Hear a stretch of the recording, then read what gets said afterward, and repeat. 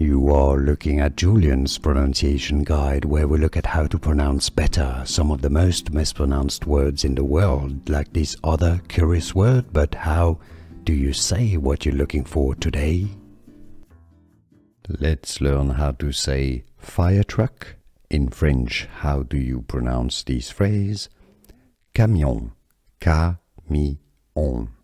Camion is French for a truck. Camion de Pompier.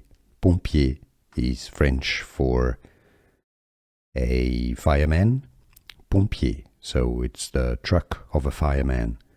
Or Camion de Pompier. Camion de Pompier. If you cannot pronounce French perfectly, you can say Camion de Pompier. Let's learn how to say fire truck. In French, how do you pronounce this phrase? Camion, camion. Camion is French for a truck. Camion de Pompier.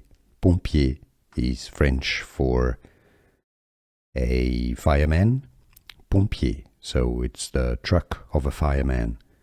Or Camion de Pompier.